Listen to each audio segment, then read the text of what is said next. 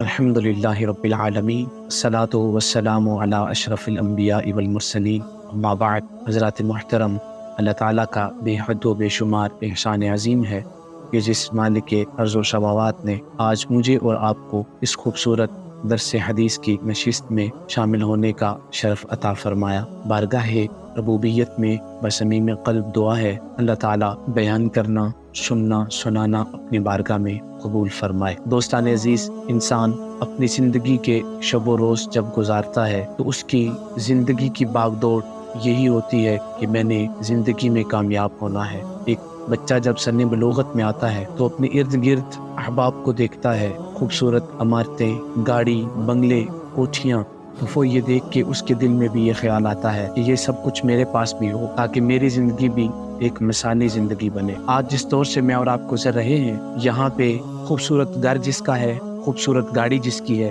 خوبصورت بنگلہ جس کا ہے، وہ یہ سمجھتا ہے کہ میں مثالی زندگی والا ہوں، میری زندگی بڑی خوبصورت ہے۔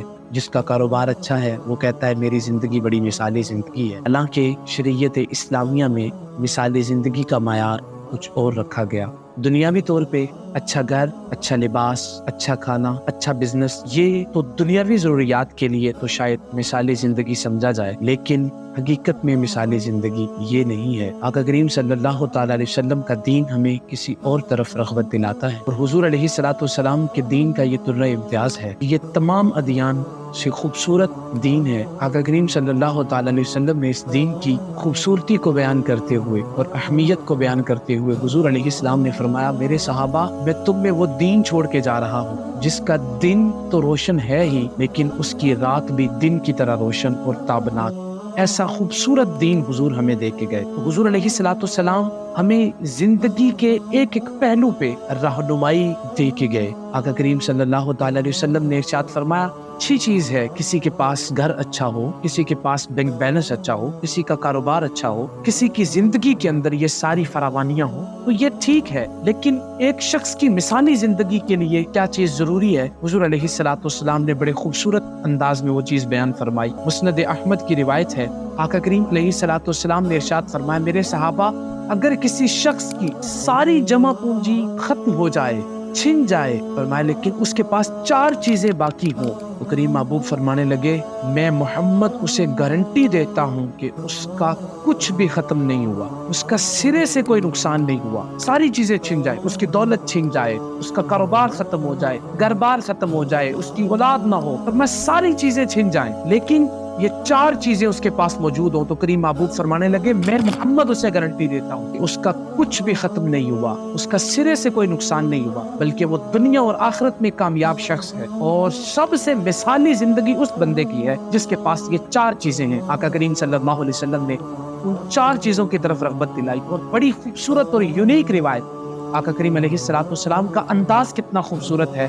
حضور علیہ السلام نے فرمایا، سب سے پہلی چیز امانت کی حفاظت کرتا ہے۔ امین شخص جو امانت کی حفاظت کرے، فرمایا اگر اس کی دیگر ہر چیز لوٹ لی جائے لیکن وہ امانت کی حفاظت کرنے والا ہے، امین ہے، تو میں محمد گارنٹی دیتا ہوں کہ وہ بندے کا کچھ بھی ضائع نہیں ہوا، بلکہ وہ کامیاب بندہ ہے۔ امانت کی حفاظت کرنا آج اس دور کا سب سے بڑا المیہ یہ ہے کہ ہم امانت کی حفاظت نہیں کرتے۔ ہمارے پاس اگر کوئی چیز مل جائے نا ہمیں، تو ہم یہ دیکھتے ہیں یہ چیز اب ملی ہے تو ہماری ہے۔ اگر کوئی شخص ہمارے پاس امانت رکھ جائے تو ہم اس کو اپنا ذاتی مال سمجھ کے ضائع کرتے ہیں، اور مانگنے کے اوپر اس بیچارے کو دیتے بھی نہیں ہیں، اور پھر وقت پہ وقت دیتے چلے جاتے ہیں۔ امانت کی حفاظت قرب قیامت کی نشانیوں میں سے حضور علیہ الصلوۃ والسلام نے فرمایا، امانت کی حفاظت نہیں کی جائے گی، سمجھ لینا قیامت قریب ہے۔ اللہ اکبر۔ بخاری شریف کے اندر روایت موجود ہے، امانت کی حفاظت کے اوپر حضور علیہ الصلوۃ والسلام کا خوبصورت فرمان، اور امانت کی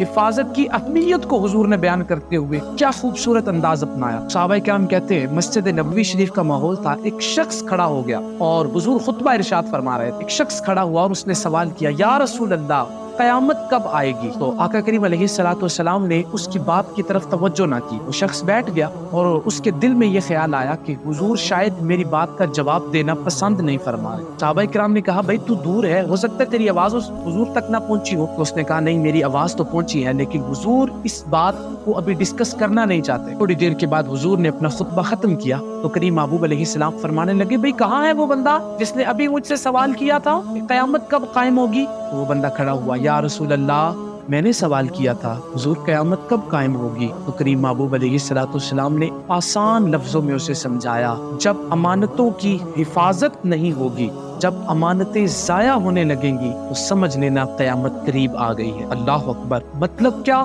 کہا جب خائن لوگ امین بنا دیے جائیں، جب ان لوگوں کو عہدے دے دیے جائیں جو عہدے کے حامل نہ ہو، ان کے اندر اتنی صلاحیت نہ ہو کہ وہ اس عہدے کے پر بیٹھ سکے اور اس پہ کام کر سکیں، تو کریم محبوب فرمانے لگے سمجھ لینا پھر قیامت قریب ہے۔ صاحبو، آج میں سیاسی امور پہ بات نہیں کر رہا، آپ سمجھدار ہیں اور آپ کے علم میں یہ ساری باتیں، آپ مزید اس کو آگے پھیلا سکتے ہیں، ایکسٹینڈ کر سکتے ہیں جہاں تک چاہیں، لیکن میں ایک آسان سی بات بتاتا ہوں۔ کیا آج ممبر و محراب پہ امانت دار شخص بیٹھے ہیں، بہت سارے اچھے ہیں اور اچھوں کی وجہ سے معاملات چل رہے ہیں، لیکن اس عہدے کے ساتھ بھی امانت داری نہیں رہی۔ جس بندے کو 4 شعر اچھے یاد ہو جائیں وہ یہ سمجھتا ہے کہ میں جس طریقے سے چاہوں اس عہدے کو استعمال کروں، اور پھر دنیا داری کے لحاظ سے ہم کہاں کھڑے ہیں؟ کیا ہمارے اندر امانت داری موجود ہے؟ کیا ہم امین شخص ہیں؟ آقا کریم صلی اللہ علیہ وسلم نے پہلی چیز ارشاد فرمائی، حفظ الامانہ، کہ جو امانت کی حفاظت کرتا ہے وہ بندہ کامیاب ہے۔ دوسری چیز آقا کریم صلی اللہ تعالی علیہ وسلم نے ارشاد فرمایا، جو بندہ سچ بولتا ہے، فرمایا اگرچہ اس کا سب کچھ لٹ جائے، چھن جائے، لیکن میں محمد گارنٹی دیتا ہوں کہ اس کا کچھ بھی نقصان نہیں ہوا۔ سچ، حضور علیہ الصلوۃ والسلام نے فرمایا سچ انسان کو نجات دلاتا ہے اور جھوٹ انسان کو ہلاک کرتا ہے۔ آج میں اور آپ دیکھیں کہ ہم کتنے سچے ہیں، کہ ہم بات بات پہ جھوٹ نہیں بولتے، ایک جھوٹ کو چھپانے کے لیے دوسرا جھوٹ، دوسرے کو چھپانے کے لیے تیسرا جھوٹ، پے در پے ہم جھوٹ بولتے ہیں، اور یہ سمجھتے ہیں اپنی چرب زبانی کی وجہ سے کہ جھوٹ بول کے کہ ہم کامیاب ہو گئے۔ صاحب، یہ کامیابی نہیں ہے، یہ تمہیں جہنم کی طرف لے جانے والا کام ہے، یہ کامیابی نہیں ہے۔ اور بعض دفعہ تو سچے بندے جھوٹے بندے کے آگے خاموش ہو جاتے ہیں کہ وہ جھوٹ اتنی ڈٹائی سے بول رہا ہوتا ہے اور اپنا حق سمجھ کے بول رہا ہوتا ہے۔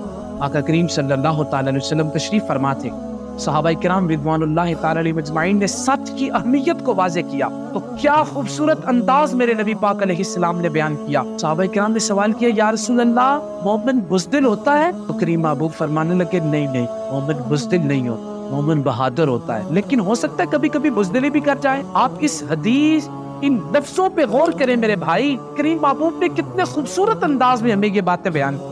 صحابہ کرام نے پھر سوال کیا، یا سیدی یا رسول اللہ کیا مومن بخیل ہوتا ہے؟ کریم محبوب علیہ الصلوۃ والسلام نے فرمایا نہیں، مومن بخیل نہیں ہوتا، مومن سخی ہوتا ہے، سخاوت کرنے والا ہوتا ہے۔ لیکن حضور فرمانے لگے ہو سکتا ہے کبھی کبھی بخل بھی کر جائے۔ تیسرا سوال صحابہ کرام کیا، یا رسول اللہ صلی اللہ علیہ وسلم حضور یہ بات ارشاد فرمائے، کیا مومن جھوٹا ہوتا ہے؟ تو کریم محبوب علیہ السلام نے فرمایا نہیں، مومن جھوٹا نہیں ہوتا، مومن سچا ہوتا ہے، مومن ہمیشہ سچ بولنے والا ہوتا ہے، کبھی جھوٹ نہیں بولتا۔ مطلب کیا ہوا کہ جو جھوٹ بولتا ہے وہ مومن کامل ایمان والا نہیں ہے۔ تو اس لیے کامل ایمان یہ ہے کہ انسان سچ بولے۔ اللہ اکبر۔ آقا کریم علیہ الصلوۃ والسلام نے فرمایا مذاق کے اندر بھی جھوٹ بولنا انسان کو جہنم میں لے جائے، تو ہمیشہ سچ بولے۔ پہلی چیز حضور نے فرمایا حفظ الامانہ، امانت کی حفاظت جو بندہ کرتا ہے وہ کبھی ناکام نہیں ہوتا۔ دوسری چیز جو سچ بولتا ہے وہ کبھی ناکام نہیں ہوتا۔ اور تیسری چیز آقا کریم علیہ الصلوۃ والسلام نے فرمایا جو اچھے اخلاق والا ہے، جس کا اخلاق اچھا ہے، کریم محبوب علیہ السلام نے فرمایا میں محمد گارنٹی دیتا ہوں اس کا سب کچھ بھی لٹ جائے، اخلاق اچھا ہے تو وہ دنیا میں بھی کامیاب ہے، آخرت میں بھی کامیاب ہے۔ اچھا اخلاق صاحبو، اچھا اخلاق یہ نہیں ہے ہم بازار میں جائیں تو لوگوں کے ساتھ جھک جھک کے ملیں، لوگوں کے ساتھ پیار سے بات کریں، دکان پہ گاہک آ جائے تو اچھے طریقے سے ڈیل کریں، لیکن جب گھر آئیں تو گھر والوں کے ساتھ سختی والا معاملہ ہو، گالی گلوچ والا معاملہ ہو۔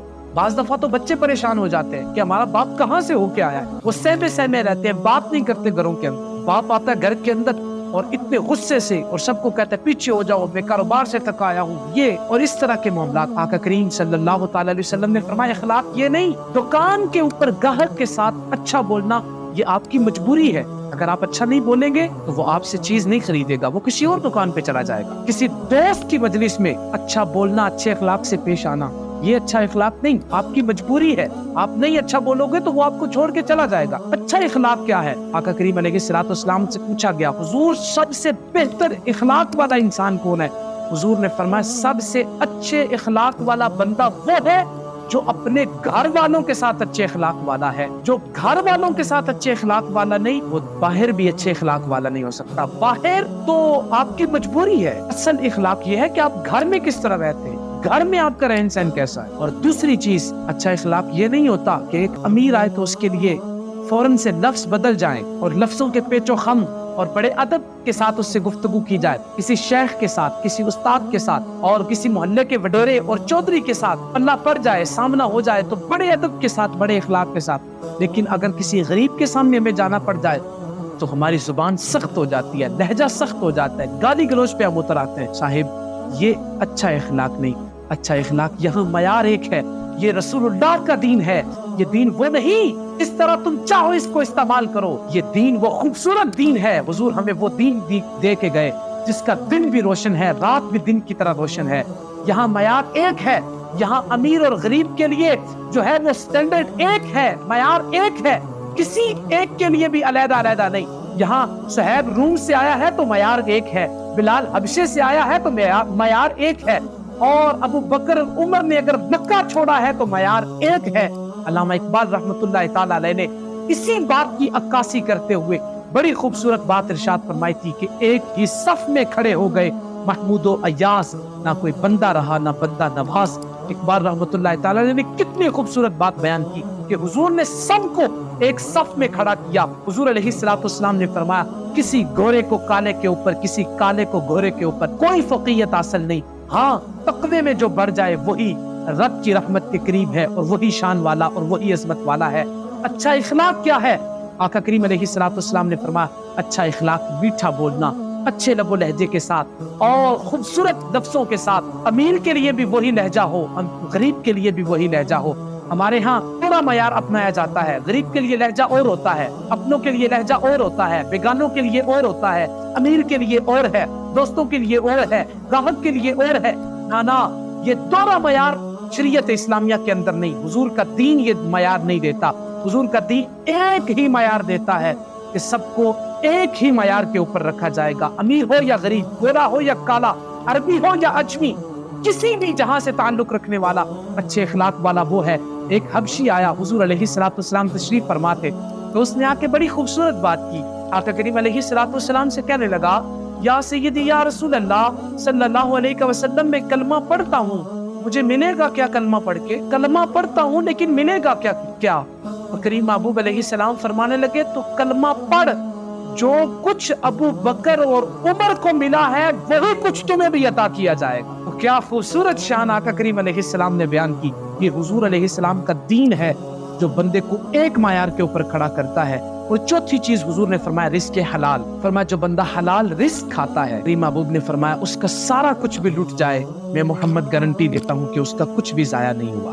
وہ دنیا اور آخرت میں کامیاب شخص ہے. ہم رزق حلال کھانے کی کوشش کریں. آج ہم کہتے ہیں کہ بس تجاری بھرنی چاہیے، بیلنس اچھا ہونا چاہیے، وہ کس بھی طریقے سے ہو، کسی بھی طریقے سے ہمیں پیسہ آئے. ہم کہتے ہیں بس پیسہ آنا چاہیے، حرام ہے، حلال ہے، سود کا ہے اور رشوت کا ہے، جہاں سے بھی مل رہا ہے. ہماری کوشش یہ ہوتی ہے کہ بس پیسہ آنا چاہیے جہاں سے بھی آئے. لیکن شریعت اسلامیہ کا مزاج یہ نہیں. رزق حلال. آقا کریم علیہ السلام نے فرمایا، مسلم شریف کے اندر روایت موجود ہے، حضور علیہ السلام نے فرمایا ایک بندہ دور سے سفر کرتا ہے اور بیت اللہ شریف میں آتا ہے اور بیت اللہ شریف میں بھی باب کعبہ کے سامنے کھڑا ہوتا ہے. کریم محبوب علیہ السلام نے فرمایا کہ وہ وہاں کھڑے ہو کے ہاتھ بلند کرتا ہے، لیکن حضور علیہ السلام نے فرمایا وَمَطْعَمُهُ حَرَامٌ وَمَلْبَسُهُ حَرَامٌ وَغُذِيَ بِالْحَرَامِ. فرمایا اس کا لباس حرام کا، کھانا حرام کا اور اس کا پینا حرام کا.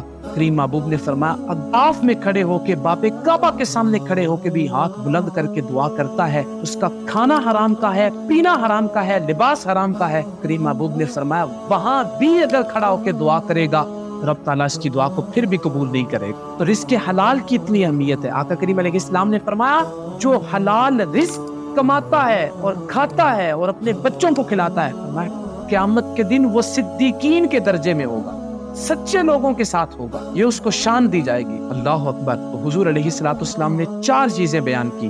پہلی چیز امانت کی حفاظت، دوسری چیز حضور علیہ الصلوۃ والسلام نے ارشاد فرمایا اچھے اخلاق، تیسری چیز رزق حلال اور چوتھی چیز حضور علیہ الصلوۃ والسلام نے فرمایا سچ. جو بندہ یہ 4 چیزیں اپنا لے کریم محبوب نے فرمایا اس کے علاوہ اس کا سارا کچھ بھی ضائع ہو جائے، میں محمد گارنٹی دیتا ہوں کہ اس کا کچھ بھی ضائع نہیں ہوا۔ یاد رکھنا، آخر پہ ایک پیغام دے رہا ہوں آپ سب کو، وہ پیغام کیا ہے؟ زندگی مختصر ہے۔ آج ہم حرام حلال کی تمیز کیے بغیر کما تو لیں گے، گھر بھی اچھا بن جائے گا، بچے بھی اسٹیبل ہو جائیں گے، کاروبار بھی اچھا آپ کر لیں گے، لیکن یہ یاد رکھنا اس گھر میں بھی سکون نہیں، اس کاروبار میں بھی سکون نہیں، اور اس گھر اور اس جو ہے پیسے کے اندر بھی، دولت کے اندر بھی سکون نہیں ہوگا۔ یاد رکھو ہمیشہ رزق حلال کھاؤ۔ حضرت شیخ عبد القادر جیلانی رضی اللہ تعالیٰ عنہ کی خوبصورت بات مجھے یاد آئی۔ آج ہم کیا کرتے ہیں؟ ہم گھر اچھا بناتے ہیں سود کے پیسوں سے، رشوت کے پیسوں سے، لوگوں کا مال غصب کر کے اپنا گھر کوٹھی اچھی بنائی، کیوں؟ میں رہوں گا، میرے بچے خوشی سے رہیں گے۔ حضرت غوث اعظم رضی اللہ تعالیٰ عنہ ایسے لوگوں کے لیے بڑی اچھی بات کرتے تھے، سادے لفظوں میں بڑی خوبصورت نصیحت تھی۔ آپ فرمایا کرتے تھے تو گھر، بنگلے، کوٹھی حلال حرام کی تمیز کیے بغیر بنا کے جا رہا ہے، بسیں گے اس میں کوئی اور، لیکن قیامت کے دن حساب تجھے دینا پڑے گا، پوچھ تجھے ہوگی، اور یہ یاد رکھنا وہاں پہ حساب دینا مشکل ہو جائے گا۔ اور جس اولاد کے لیے تو گھر، بنگلے، کوٹھی بنا کے جا رہا ہے اور حرام حلال کی تمیز کیے بغیر سود کے پیسوں سے، رشوت کے پیسوں سے لوگوں کا مال غصب کر کے تو نے کوٹھی بنائی اور تو سمجھتا ہے کہ تو کامیاب ہو گیا، میرے بچوں کو اچھا گھر مل گیا، نہ، یہ تو اس گھر میں تجھے چند لمحے بھی نہیں رکھیں گے۔ تیری روح نکلے گی تو تیرے سگے بیٹے تجھ سے ڈرنا شروع ہو جائیں گے، خوف کھانا شروع ہو جائیں گے، یہ تو اس جگہ سے بھی بھاگیں گے جہاں تجھے غسل دیا جاتا، فوراً سے کہیں گے مولانا صاحب جلدی سے اعلان کر دو، میرے والد صاحب کا جنازہ ہے، ہم نے جلدی سے جنازہ کرنا ہے۔ صاحب یہ وہ گھر جو تو نے خوبصورت کر کے بنایا تھا، حلال حرام کی تمیز کیے بغیر بنایا تھا، آج اس میں بس کوئی اور رہا ہے، اس گھر میں تو تجھے چند گھنٹے بھی یہ نہیں رہنے دیں گے۔ اس لیے اپنی زندگی اللہ اور اس کے رسول کی رضا کی خاطر گزار کے رزق حلال کھاؤ۔ کیا کسی نے خوبصورت بات کی تھی، کیا عکاسی کی ان لفظوں کی، کہا کول نہیں رکھنا بہن پراواں، پل وچ جا دفنانا، یہ تو تجھے تھوڑی دیر بھی پاس نہیں رکھیں گے، یہ تو کہتے ہیں 4 گھنٹوں کے بعد جنازہ کروائیں، 2 گھنٹوں کے بعد دفنا دیں، وہ گھر جو تو نے بنایا تھا یہ تو رات میں تجھے اس گھر میں نہیں رکھیں۔ احتیاط سے زندگی گزارو، کول نہیں رکھنا بہن پراواں، پل وچ جا دفنانا، ٹر جانا مینوں سب نے چھڈ کے، بہتا چر نہیں لانا، یہ تو کہتے ہیں جلدی سے قبر میں رکھو، مٹی ڈالو، بات ختم ہو جائے۔ ٹر جانا مینوں سب نے چھڈ کے، بہتا چر نہیں لانا، مک جانے سب جھگڑے تیرے، ہیٹ مٹی جدوں آنا، اس دن صادق رسے نو تینوں کسے نہیں آن منانا۔ جب تو قبر میں چلا جائے گا تو کوئی بھی تیری قبر پہ تجھے روٹھے ہوئے کو منانے کے لیے نہیں آئے گا۔ اس لیے اپنی زندگی مختصر ہے، اچھے طریقے سے گزارو، کول نہیں رکھنا بہن پراواں، پل وچ جا دفنانا، ٹر جانا مینوں سب نے چھڈ کے، بہتا چر نہیں لانا، مک جانے سب جھگڑے تیرے، ہیٹ مٹی جدوں آنا، اس دن صادق رسے نو تینوں کسے نہیں آن منانا۔ آخر دعوایا ان الحمدللہ رب